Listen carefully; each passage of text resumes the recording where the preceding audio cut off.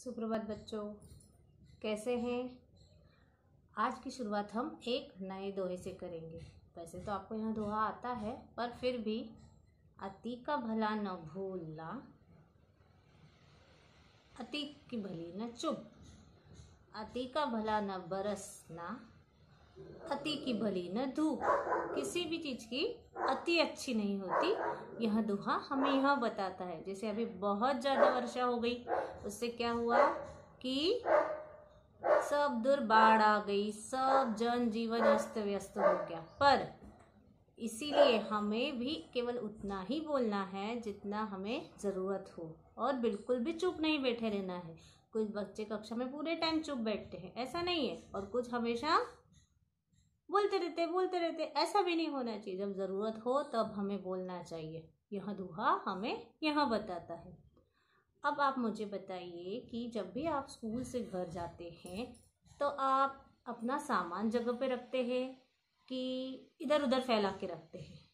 मैं अपने बारे में बताती हूँ कि मैं जब भी स्कूल से आती हूँ सबसे पहले अपना मास्क निकालती हूँ, क्योंकि आजकल तो मास्क लगाना ज़रूरी है। तो पहले मैं बाहर से आती हूँ तो मास्क निकालती हूँ और अपने हाथ 20 सेकंड्स के लिए धोती हूँ। उसके बाद ही मैं किसी चीज़ को हाथ लगाती हूँ। फिर मैं अपने हाथ पैर धोती हूँ, पर्स जगह पे रखती हूँ, चेंज करती हूँ, कपड़े बराबर जगह पे रखते हैं हम। आपको भी ऐसा करना है। यदि आप ऐसा नहीं करते तो आपको दूसरे दिन सामान नहीं मिलता, कुछ भी जगह पे नहीं मिलता। आपके सॉक्स कहीं पड़े हैं, आपके शूज़ कहीं पड़े हैं, और एंड टाइम पे हाय हबड़ होती है ना, बहुत दिक्कत होती है। और यही हमारा तीसरा पाठ हमें बताता है। क्या बताता है? पाठ का नाम है हमारा चौथा पाठ है हमारा बदल गई सुहानी। यहाँ एक होनहार लड़की की कहानी है। उसका नाम क्या है? सुहानी। अब वह कक्षा में ब्रिलियंट रहती, बहुत ब्रिलियंट मतलब होनहार, होशियार, बुद्धिमान, हर बात में वो कक्षा में सबसे आगे। बस उसकी एक ही बुरी आदत थी कि वह कोई सा भी सामान जगह पर नहीं रखती थी। एग्जाम होता था उसमें भी वहाँ फर्स्ट आती थी, कोई सी कंपटीशन होती थी उसमें भी वहाँ फर्स्ट आती थी। पर क्या होता है, एक दिन वह घर आके अपनी मम्मी को बताती है कि मम्मी मुझे ड्राइंग कंपटीशन है, चित्रकला प्रतियोगिता। हिंदी में क्या कहते हैं? चित्रकला प्रतियोगिता। और पूरी कक्षा में केवल मेरा ही सिलेक्शन हुआ है, इसलिए आप मेरी तैयारी करवा देना। तो उसकी मम्मी उसको बहुत प्यार से खाना खिलाती है और समझाती है कि ठीक है, हम ऐसा बनाएंगे, हम वैसा बनाएंगे। अब परीक्षा प्रतियोगिता तो 2 दिन बाद रहती है, उसकी बहुत अच्छे से तैयारी हो जाती है। जैसी कि उसकी आदत होती है, वह कुछ भी सामान जगह पे नहीं रखती, जबकि उसकी मम्मी उसको हमेशा समझाती है, प्यार से समझाती कि बेटा सारा सामान जगह पे रखना चाहिए। नहीं, पर वो तो इधर फेंक उधर फेंक, स्कूल से आई अपना बैग कहीं, बॉटल कहीं, यूनिफॉर्म कहीं, हमेशा की उसकी आदत। अब उस दिन उसने रात को ड्राइंग की प्रैक्टिस करी, चित्रकला की क्या करी? प्रैक्टिस करी। रंग चित्रकला के उसने जगह पर नहीं रखे। सुबह जब वह स्कूल जाने को तैयार हुई और उसने अपना बैग जमाया, बैग को हिंदी में क्या बोलते हैं? बस्ता उसने जमाया। अब रंग रखने थे उसे, पर रंग तो उसे मिल ही नहीं रहे थे। एक रंग इधर, एक रंग उधर, कुछ भी करो उसको रंग जगह पे नहीं मिल रहे थे। उसकी मम्मी ने कहा, बेटा सुहानी तुम नाश्ता करो, मैं तुम्हें रंग देती हूँ। जबकि उनको गुस्सा तो बहुत आता है, पर घर से कोई बाहर जाता है तब उसके ऊपर गुस्सा करके उसका मूड नहीं खराब करते, इसलिए उसकी मम्मा ने उससे कुछ नहीं कहा।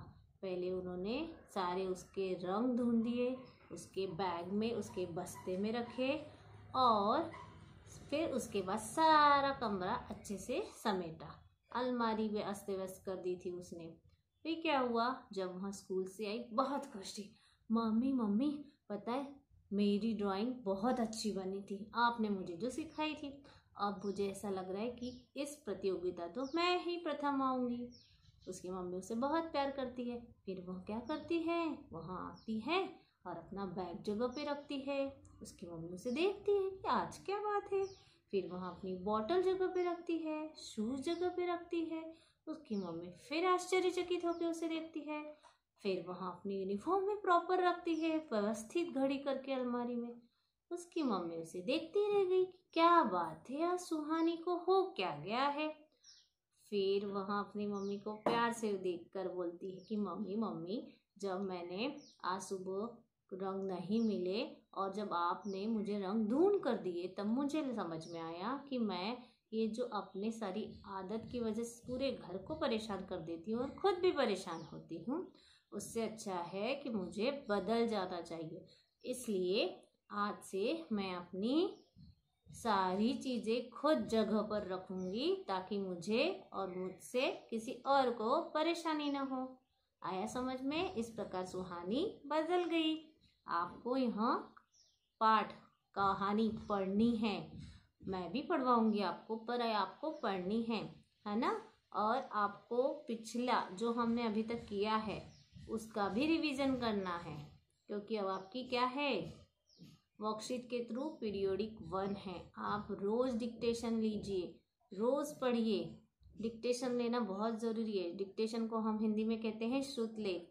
आप श्रुतलेख रोज़ करिए ताकि आपकी मात्राओं की गलती ना हो।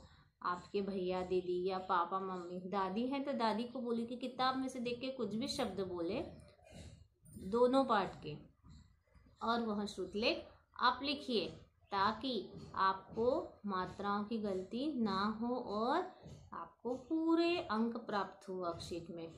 वर्कशीट में हम नंबर नहीं लिखेंगे पर नंबर हमारे पास रहेंगे, इसलिए आप पूरे अच्छे तरह से करेंगे। सबको अच्छी तरह से याद होना चाहिए, है ना। अभी मैं आपको एक बार मीठा जबड़ा कविता सुना रही हूँ, वह आपको याद होनी चाहिए, है ना। ठीक है।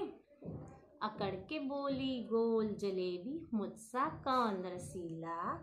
अकड़ के बोली गोल जलेबी, मुझसा कौन रसीला। मुझको चाहे सारी दुनिया, गांव शहर या कबीला। मुझको चाहे सारी दुनिया, गांव शहर या कबीला। रबड़ी बोली चुप हो जाओ, मुझको क्या बतलाती। रबड़ी बोली चुप हो जाओ, मुझको क्या बतलाती। मुझको पाकर सारी दुनिया बर्तन चटकर जाती। मुझको पाकर सारी दुनिया बर्तन चटकर जाती। रसगुल्ले ने देखा सबको, हल्की सी मुस्कान भरी। मुझको चाहते राजा रानी, बच्चे बूढ़े और परी। मुझको चाहते राजा रानी, बच्चे बूढ़े और परी।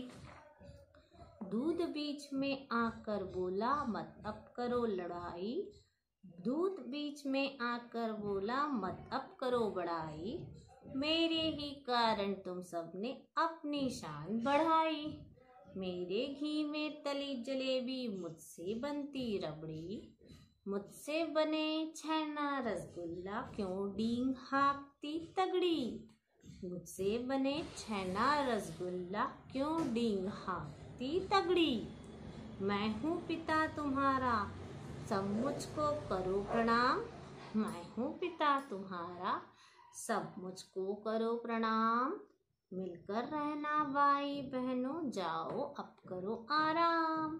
तो यह कविता आप फिर से दोहराएंगे, आपको याद होनी चाहिए और इसका श्रुतलेख करिए, क्योंकि यहाँ आपको एग्जाम में लिखने को आएगी, इसलिए आना ही चाहिए। मैंने आपको यह होमवर्क में भी दिया था, फिर से कह रही हूँ, आपको यह याद करनी ही है। Bye, take care.